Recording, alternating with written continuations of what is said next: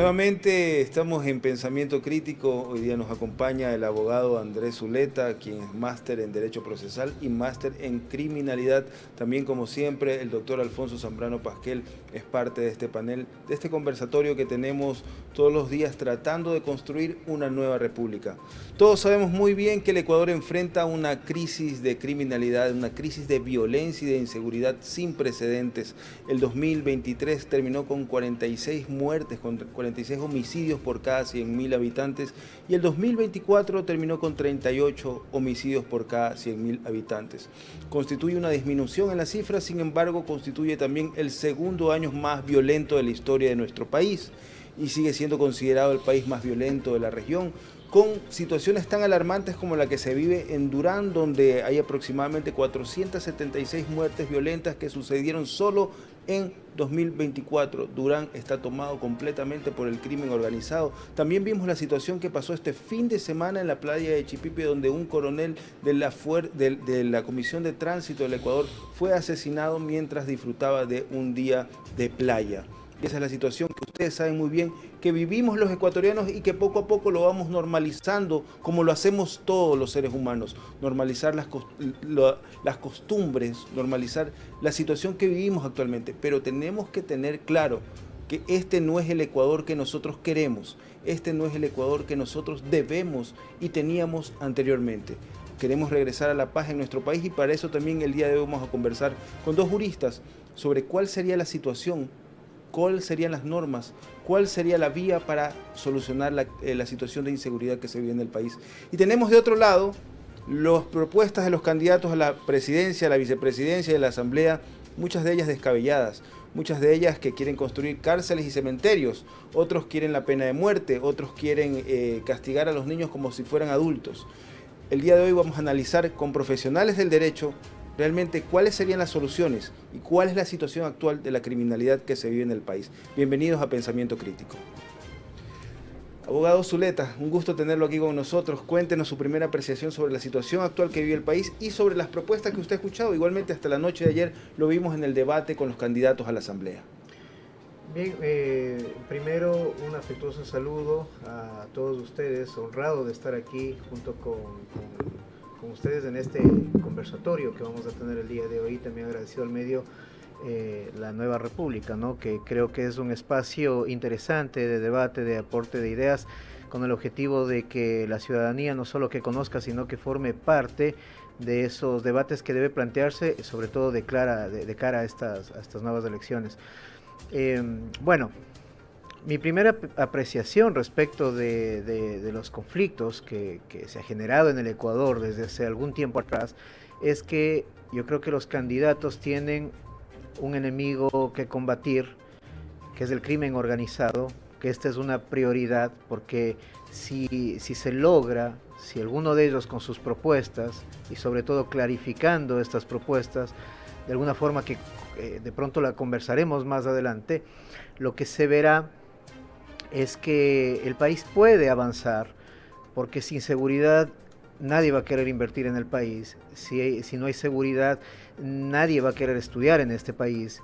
Es decir, la seguridad, el hecho de que se logre tener seguridad en el país va a reactivar todos los niveles de la economía y sobre todo de la tranquilidad social y paz, que es lo que todos los ecuatorianos anhelamos. ¿Hay propuestas claras, abogado? Se ha visto propuestas claras de parte de los candidatos a la presidencia. ¿Es la represión la solución, como hemos visto hasta el momento?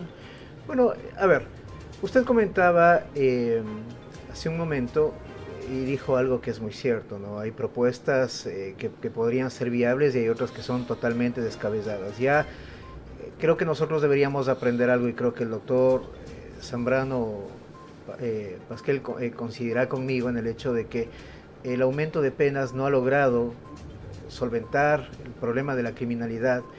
La construcción de cárceles tampoco ha logrado solventar los índices de criminalidad y tampoco lo hará la pena de muerte. Hay países en donde de alguna forma se ha aplicado esto, pero no es que han reducido los índices de criminalidad porque se aplique estas ideas de orden populista más, ¿no? Ahí yo tengo una primera crítica. La primera sería que de pronto la ciudadanía por el formato que tienen este tipo de debates, no logra llegar a captar o entender qué tipo de política hay detrás de estas propuestas. Es decir, la política criminal se ha creado con el objetivo de, como parte de las políticas públicas, solventar los temas de criminalidad en el sentido de prevenir y reprimir, ¿no es cierto? Entre otras. Pero la cuestión es que si estas políticas públicas encaminadas a combatir la criminalidad no vienen mediante un estudio serio, ahí todo tambalea, todo va a fallar. Entonces, yo no sé si por el formato que tienen los debates, que son los más llamativos, porque ahí la gente no es que está viendo la televisión en todo momento para enterarse qué es lo que propone el uno o el otro, ¿no es cierto?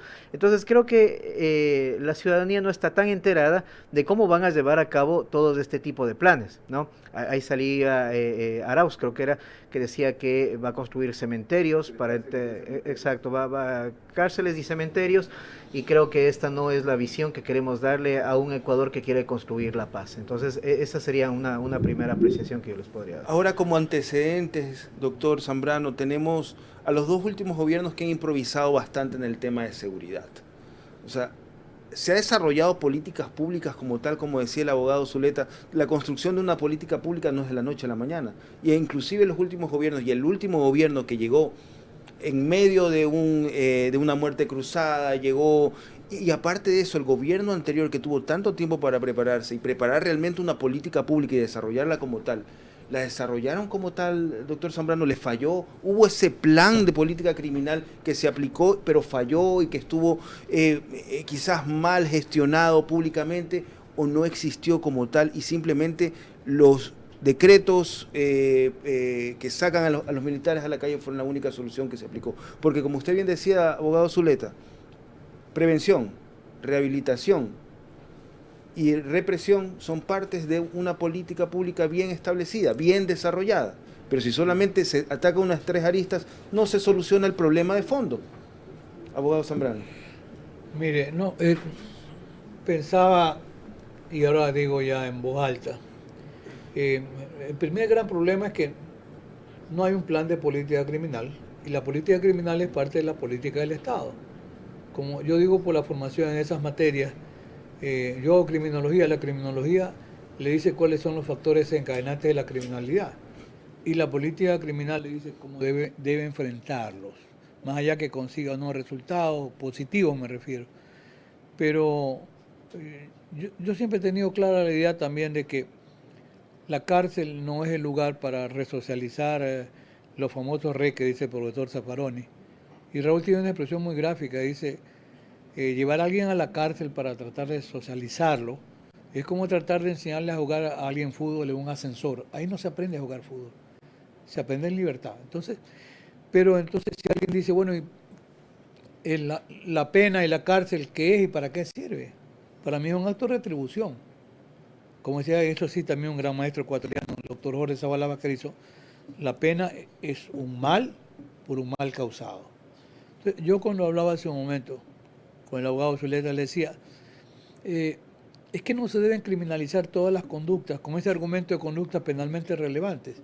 Y un notable en la línea de los penalistas críticos que bueno, Raúl Zaffaroni es uno de los, yo digo uno de los últimos, los mohicanos, otro soy yo incluso, pero Juan Bustos Ramírez, el chileno, que se formó también en Alemania con Belzel, él hablaba de un derecho penal de extrema o de última ratio. Lo que ahora nos dicen la prisión preventiva de última ratio, pero es lo que se toma de primera mano. Entonces, en ese discurso real, debiera ser el último. ¿Para qué? Para los casos más graves. Pero hay 90 reformas al Código Orgánico Integral Penal en apenas 11 años. ¿Y se ha solucionado el problema? No. Y lo hemos comentado aquí en la Nueva República, no es un problema del gobierno, es un problema del Estado ecuatoriano, porque planes de política criminal, y también considero hace un momento conversábamos con el abogado Zuleta, un plan de política criminal es un plan de largo plazo. Si nosotros tomamos ejemplo, Medellín con 350 muertes violentas por 100.000 habitantes, y en 20 años Medellín hoy tiene 14 muertes violentas, un poco 10 menos que las muertes violentas en el total de Colombia. pero ¿y cómo consigue desmantelar todo el sicariato que lo tenemos en Ecuador? Y la cantidad de armas. Eso es un trabajo que empezó y que ha durado 20 años. Y no hacen los candidatos. Quiero salvar dos ideas de ahí. La una, la de algunas ideas que puede decir que es bastante acelerado, pero que se ha preocupado en los últimos años por estudiar, que es Pedro Granja. Y él hace estudios en Italia, sí, lo conozco, Pedro, ha sido mi discípulo. Tiene algunas ideas de lo que pasa con la delincuencia organizada, es verdad. Pero aparte de eso, yo le he escuchado, porque no quisiera que mañana siga la Nueva República, simplemente se reúnen para despotricar contra medio pueblo, como yo digo. No, hay el candidato Enrique Gómez. ¿Enrique Gómez quién es? Él lo reemplaza a Jan Topi. Y Enrique Gómez tiene algunas ideas de lo que iba a ser un plan de política criminal en la frontera, porque ese es un diseño que dejó Jan Topi. Pero no lo explica tampoco en profundidad. Yo pienso que en los últimos años, porque en esta línea de ser crítico constructivo, me gusta revisar las propuestas y digo, bueno, lo mejor que se ha propuesto en materia de política criminal, por lo menos para control en frontera, en puertos y aeropuertos. Recordemos que el presidente Lazo es uno de los grandes mentirosos que dijo que se iba a escanear toda la carga en puertos y aeropuertos. No se escanea. Entonces, si fue una gran mentira, no sé si los escáneres que han comprado. Pero Topi tiene un plan de política criminal utilizando incluso inteligencia artificial, con un diseño que está calculado incluso cuánto costaría en dinero, porque alguien le dice, voy a hacer esto, ¿y cómo lo va a hacer? ¿Y cuánto le va a costar? ¿Y de dónde va a sacar el recurso? Que yo sé, el problema es seguridad y economía, son sistemas vertebrales, porque esto, para no intervenir más el tiempo necesario, ahí estamos en esas dos líneas. Ecuador, penosamente el país más violento de la América hispanoparlante, pienso que es el más violento del mundo, pienso que sí. Y ciudades como Guayaquil y Durán, las dos ciudades más violentas del mundo, de Latinoamérica. Pero, ojo, en la otra lectura, y en inversión, ¿quién quiere invertir con un país que tiene ese nivel de inseguridad altísimo? Y por esa razón, Ecuador es el país que tiene la menor inversión. La menor inversión. Aparte que hay temas interesantes como el lavado de activos, que eso se escamotean las cifras, porque eso, indicadores internacionales dicen que más o menos el 10% del Producto Interno Bruto, es decir, estamos hablando de 7.000 millones de dólares, a veces no, 4.000, no, que 5.000, y todo ese dinero que se lava, ¿a dónde va?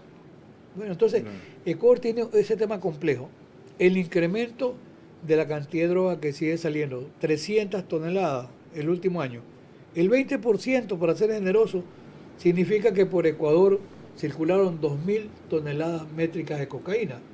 Cuando la producción cocalera de Colombia es de 2.600 toneladas, toda la cocaína sale por Ecuador. ¿Hay algún interés de alguien en decir, oiga, vamos a conversar con el presidente Petro para decirle, por favor, ayúdenos, porque toda la droga está haciendo por Ecuador? Y por Perú, que tiene libre importación de armas, entra una cantidad impresionante de armas de contrabando. Y yo le decía al abogado Zuleta, se calcula que hay, a veces dicen, mejor no hable de cifras. Sí, alrededor de 70.000 personas pertenecen a estos grupos criminales. 60.000 tiene efectivo la policía, 40.000 tiene el ejército. 70.000 personas que pertenecen al grupo organizado con armas de asalto. Avaliaron la semana pasada 7 u 8 disparos en la Jueza en la Libertad. Este fin de semana matan a su jefe de tránsito, ¿verdad? Ahí en la península. Y la otra semana, 2 semanas atrás, 5 personas muertas en Montañita. Claro, entonces esa es la realidad. Y no hay un candidato que diga qué respuesta tiene, cómo lo va a hacer, con qué recursos y en qué tiempo posible. Nada más. Ahora, vemos dos escenarios. Las bandas se han asentado, las bandas criminales. Usted lo decía, abogado Zuleta, están ya constituidas como cuerpos aquí dentro de los barrios, por ejemplo. Tienen barrios tomados, tienen escuelas del crimen, tienen sembríos en los ríos. O sea, ya están asentadas aquí. En la parte norte, perdón, sí. En la parte norte también, porque, perdón ahí que te interrumpo un ratito, porque el otro día yo, viendo la entrevista que ustedes mantenían con el candidato Rabascal, creo que un poco se hablaba respecto de los sembríos. Ecuador no ha sido un país productor de cocaína, de sembríos, ni tampoco de laboratorios de procesamiento de cocaína. Lo que sí es hoy. Recientemente, el año pasado, para ser más claro, en los últimos meses se detectó sembríos de cocaína en grandes extensiones en la provincia de Esmeraldas, por ejemplo, ¿ya? Y parte de lo que es el oriente. ¿Por qué nosotros no hemos sido históricamente un país de sembrío de cocaína? Porque desde la época colonial a los jesuitas les interesó más que nuestros indígenas siembren caña de azúcar, por ejemplo, contrario a lo que pasó en Perú y Bolivia, que ellos básicamente esta forma de sembrar, producir, era parte de su cultura, ¿no es cierto? Entonces ellos siguieron con esto, pero nosotros no. Y se ha detectado ya sembríos de cocaína. Y como dice el doctor Zambrano, que de pronto ahí le faltó un temita que complemento, es que la droga también sale para Brasil, por la parte oriental, ¿no? Tenemos ingreso de droga en grandes cantidades por la parte norte de Colombia, por la parte sur de Perú, pero también esta droga se va para Brasil desde aquí, una vez procesada. Sale por los puertos, que también es atrayente para el crimen organizado, y ese es otro tema importantísimo, ¿no? Porque nosotros tenemos 5 puertos, a diferencia de lo que sucede en Colombia, que tiene 2. Nosotros tenemos 5 puertos en nuestras costas. ¿Ok? Toda esta droga parte para Estados Unidos, y la que se va por Brasil parte para Europa. Entonces, las cifras son alarmantes, porque también les escuchaba, por ejemplo, y con datos certeros, el doctor Pasquel, Zambrano Pasquel, hablaba de las cantidades de droga que se han decomisado, y que otras, para utilizar términos futbolísticos, se nos está pasando por las galletas, ¿no? Claro. Son grandes cantidades, es incontrolable lo que sale en cuanto a la droga que entra por Colombia y Perú acá al Ecuador. Entonces, este es un dato que no es menos importante para aquellos que están pugnando por la candidatura, ¿no? ¿Cómo van a controlar, tal y como decía el doctor Zambrano Pasquel? Ahora, en esta situación, ¿quién quiere ser presidente del Ecuador realmente? Porque si ya tenemos a las bandas asentadas, con todo un sistema de tráfico de drogas alrededor del tránsito de la droga que viaja a Brasil, que las armas que vienen del Perú, las drogas que vienen de Colombia, tenemos ya escuelas, tenemos niños cooptados, familias cooptadas por el narcotráfico. ¿Cuál sería la propuesta de un plan de política criminal? ¿Cómo debería iniciar para poder prevenir y para poder lograr contener y no convertirnos en lo que muchos niegan en este momento, ¿no? Un narcoestado, ¿no? No seguir los próximos años destruyendo nuestra sociedad como tal. Bien, yo, considero que hay un gran tratadista del derecho penal español, Pablo Sánchez Hostiz, que él en un libro de política criminal habla de que cualquier tipo de política criminal debería abarcar 3 principios importantes.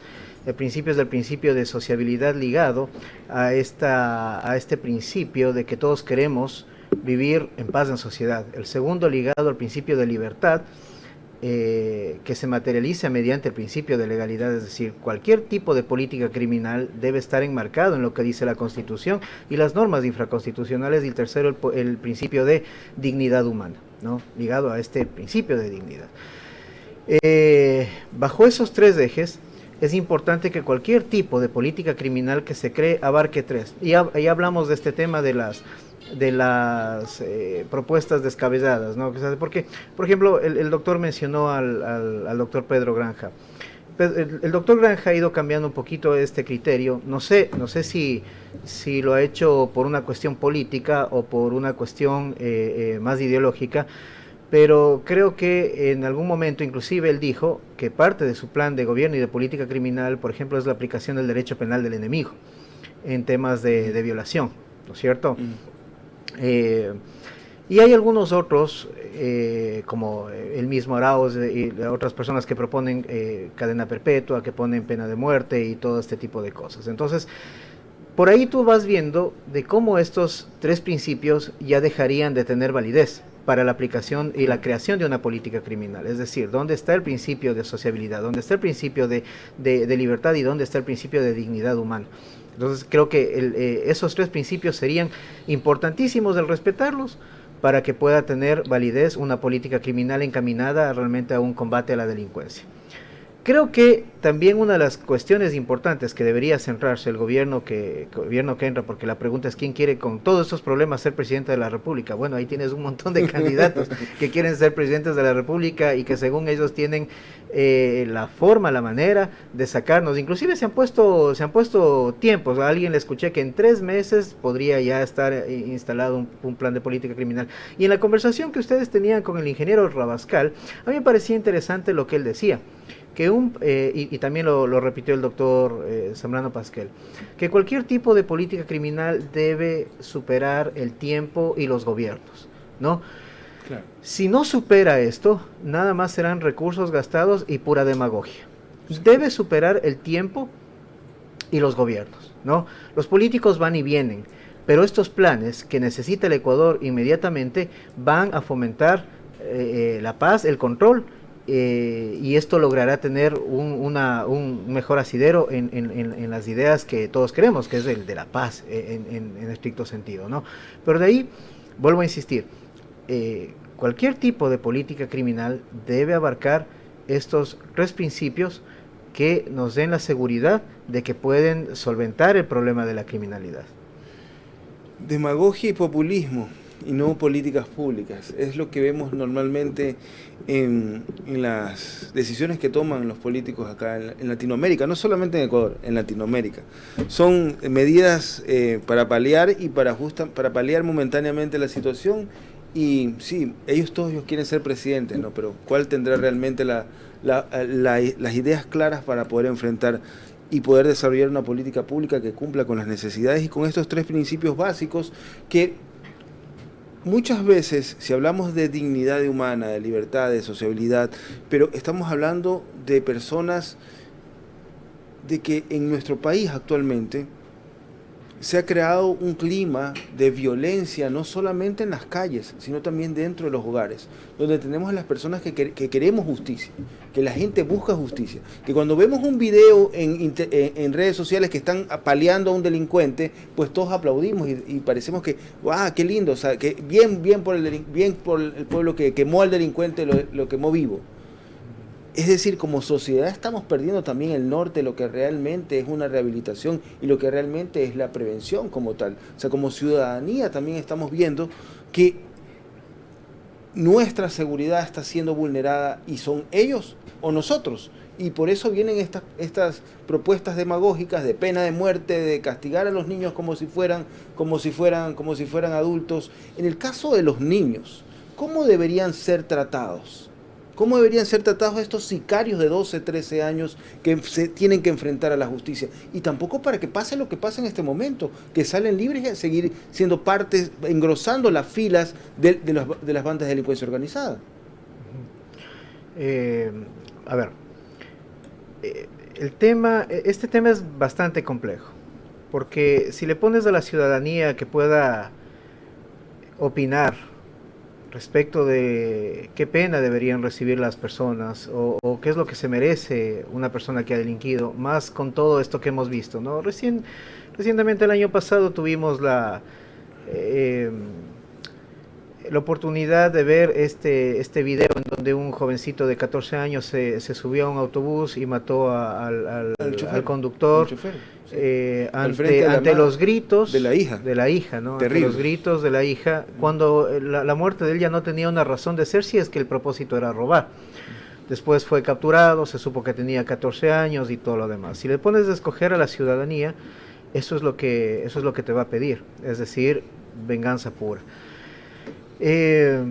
Pero al mismo tiempo nosotros debemos ponernos a pensar cuál es la raíz del problema, ¿no? Es el fracaso de la política a lo largo de los años. No es de un gobierno, no es de este gobierno, no es del anterior, es la culpa de todos los gobiernos que han tenido la posibilidad de cambiar de alguna forma la estructura social y no lo han hecho.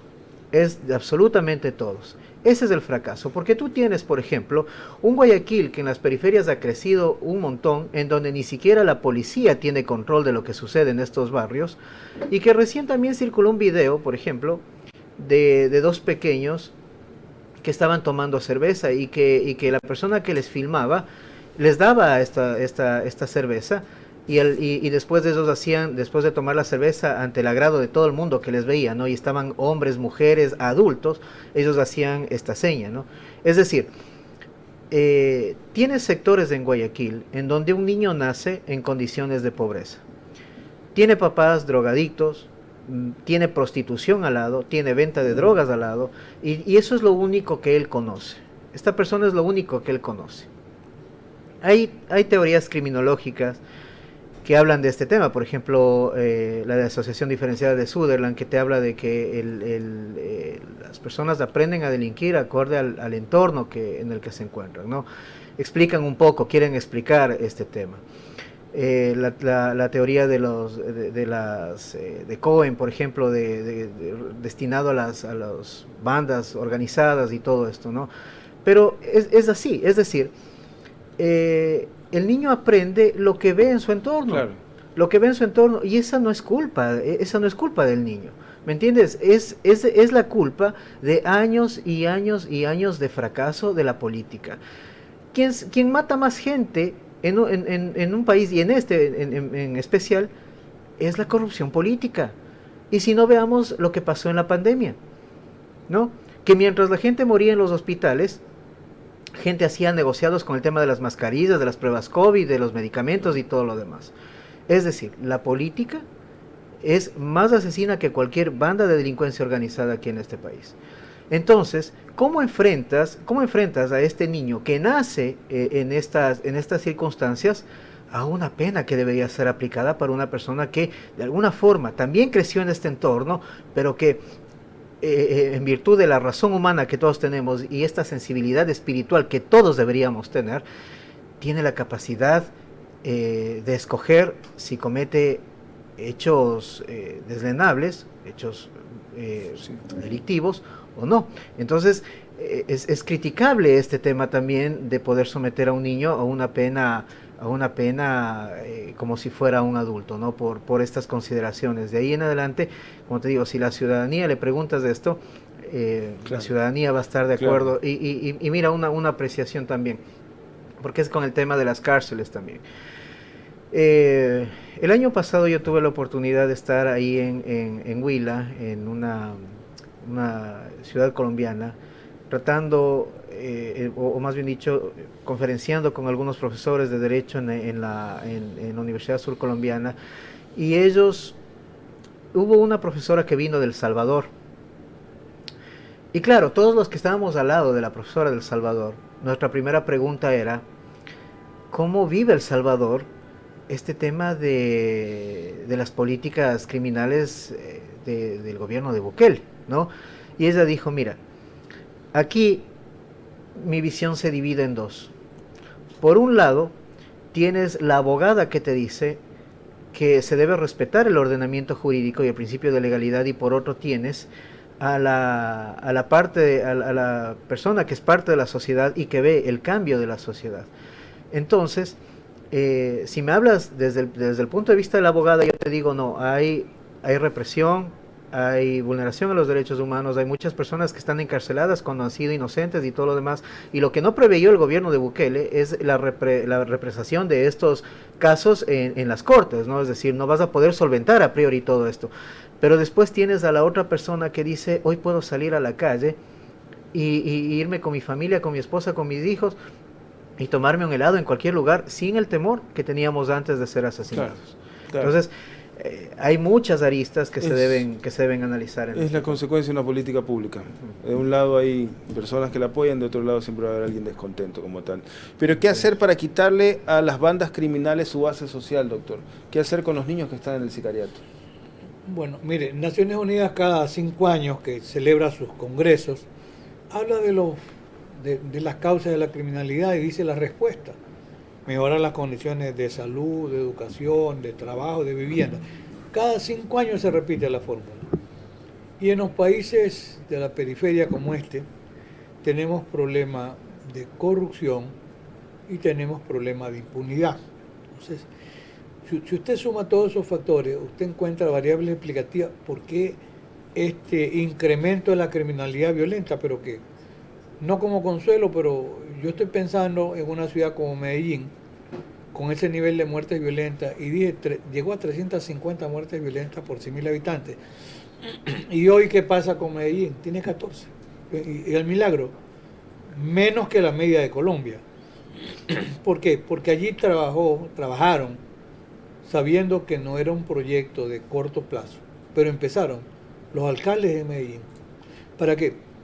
Para atender a ese tejido social que alimentaba al crimen organizado, que quedó desde la época de Pablo Escobar con el sicariato más alto en el mundo, que es el de Medellín, y a esos jóvenes dándoles la posibilidad de educación, de escuela, de colegios, de universidad, mejorando la habitabilidad de los sectores pobres con biblioteca, acceso a parques, a canchas deportivas. Todo ese es un trabajo que se lo hizo, como yo digo, quien hacer de enfrente en Colombia. O sea, claro, no estamos pensando en un país del otro mundo, no.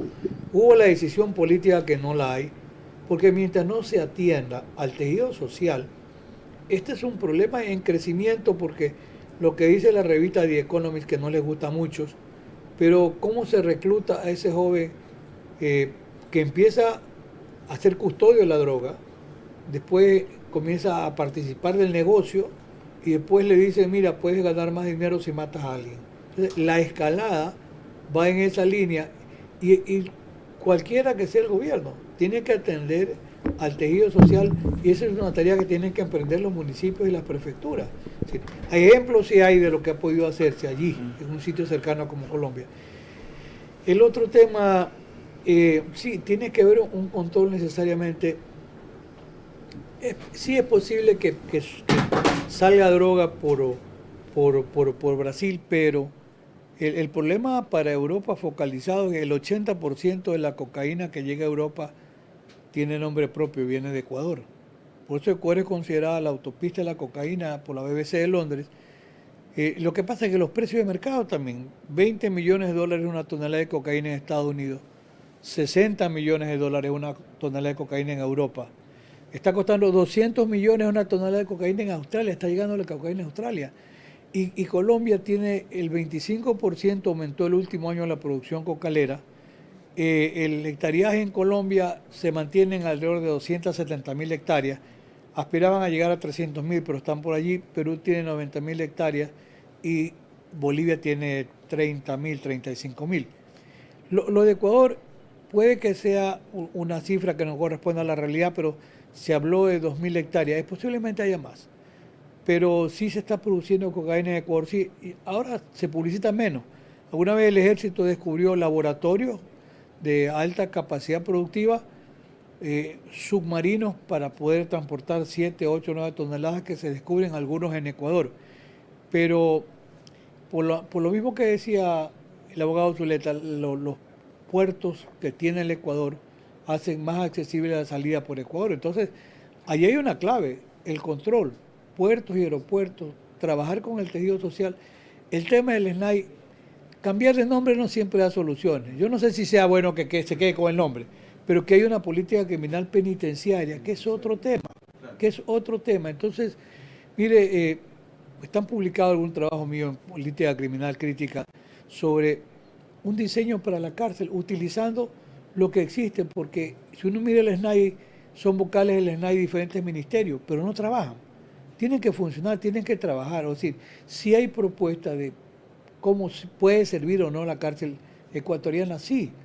Y que los casos más graves, por supuesto, se vayan a la cárcel, pero hemos ido creciendo. Por ahora no crece tanto la población carcelaria ecuatoriana, porque ya vamos a estar arriba de los 40.000. Hoy se quedó en 35 o 32.000. Pero que es mucho, porque las reglas Mandela en Naciones Unidas dicen que la cárcel ideal debe tener no más de 500 presos.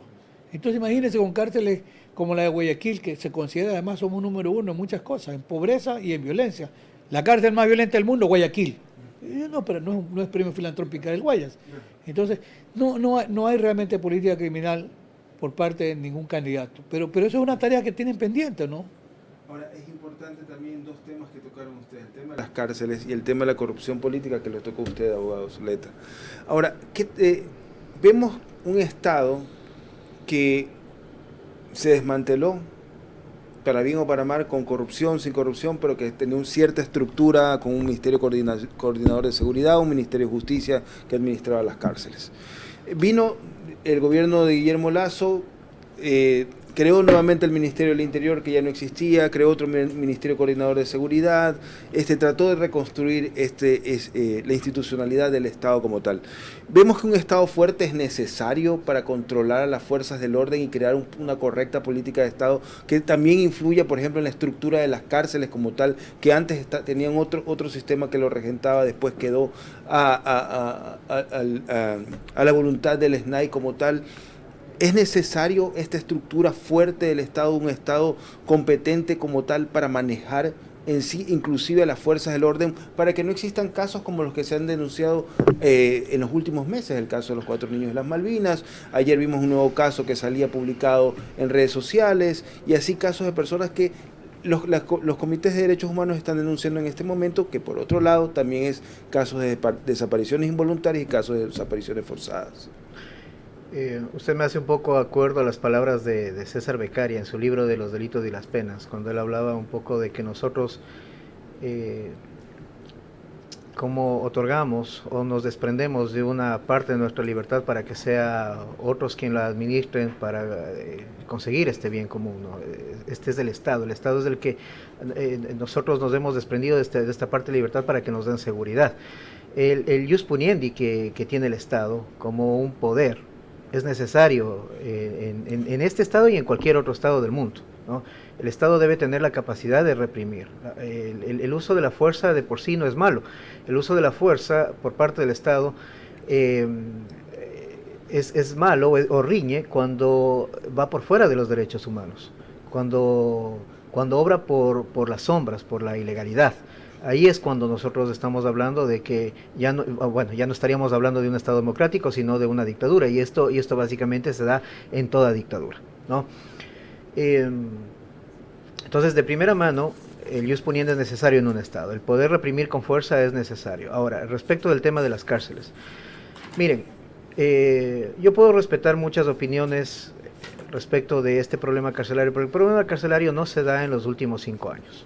El problema carcelario es un problema que, tal y como lo hemos visto con la construcción de cárceles, coincidiremos en que con la construcción de cárceles no se soluciona, pero es necesaria la construcción de cárceles, porque como yo les decía hace un momento, si en un mundo ideal, en un Ecuador ideal, en donde realmente se lograse apresar, procesar y sentenciar a las personas que están involucradas en estos hechos, hablando de personas que pertenecen a los GDOs o también hablando de políticos, las cárceles estarían a reventar, ¿no? Entonces es necesario para poder conceder este principio de dignidad a un preso, a una persona que está cumpliendo una condena, debes proporcionarle el lugar donde va a hacer eso. Y de ahí el hecho de generar políticas públicas que logren rehabilitar y reinsertar a la persona en la sociedad es muy cierto. Y el doctor Zambrano Pasquel hace un momento tomó las ideas de Zaffaroni, que son ciertas, ¿no? Las cárceles son universidades donde las personas aprenden a delinquir.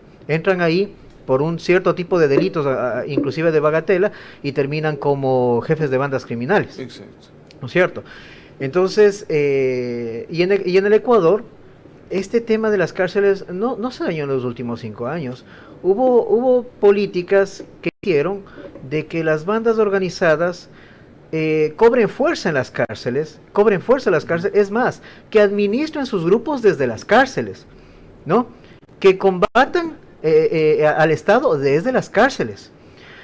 Y las cárceles, hoy por hoy, ¿qué es lo que son? Oficinas en donde funciona el crimen organizado, ¿no? Ahí le teníamos a Junior, a Fito y a otros grandes representantes de los choneros, solo por mencionar a este grupo delictivo, ¿no? Actuando impunemente desde la cárcel, ¿no? Cooptando todo. En mi profesión, y el doctor Zambrano Pasquel, de pronto en su amplia y larga experiencia, también habrá visto que cuando tú entras, por ejemplo, a la Regional 8 y te hacen los cacheos, estos son superficiales, y cuando pasas los escáneres te hacen ponerte, pues, esos escáneres ni funcionan siquiera, ¿ya? Entonces, cuando yo he ido a visitar a uno que otro de mis clientes, me he dado cuenta de esto. Entonces, La corrupción carcelaria es la que tiene que cambiar. Y como dice el doctor, no sé si es prudente cambiarle el nombre o cambiándole el nombre cambiar algo. Es la estructura total. Es la estructura total la que debe cambiar. Y las cárceles deben volver al control del Estado. Yo me acuerdo que cuando yo era pequeño, y el doctor Zambrano Pasquiel tendrá más conocimiento de esto, las cárceles estaban controladas por la policía, pues. Las cárceles estaban controladas por la policía y por ahí tenías algún preso privilegiado que se le conocía como caporal, si no me equivoco, que era el que de alguna forma coadyuvaba con el mantenimiento de la... Ahora, no es que eran cárceles de primer mundo, primer nivel, la gente se moría de hambre en condiciones de hacinamiento, enfermedades y todo lo demás, pero estaba en control de la policía. Hoy es una oficina y los presos están presos porque quieren, porque si ellos se decidiesen salir, lo harían, así de simple, lo harían. Entonces, el tema de la política carcelaria también es necesario combatir y es una prioridad del Estado. El controlar a los presos que están dentro,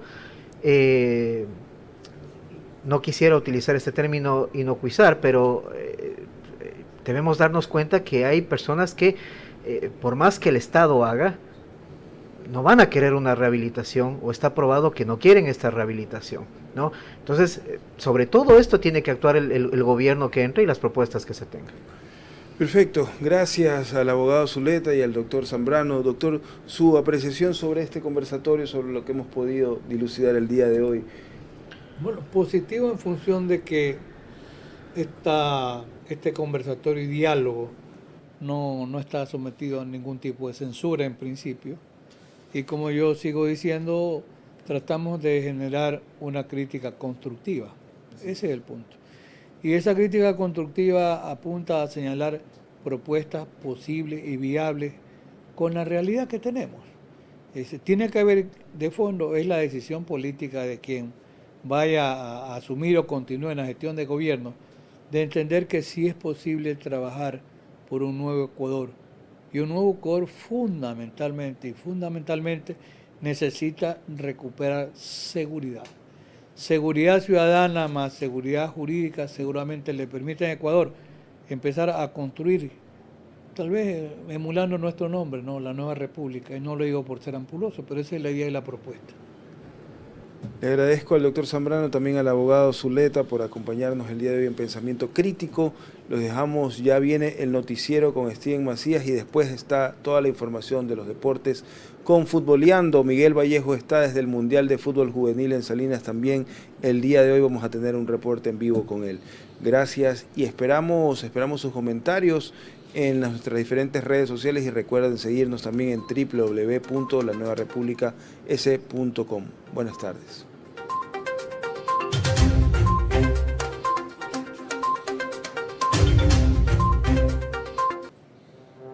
Ahí está.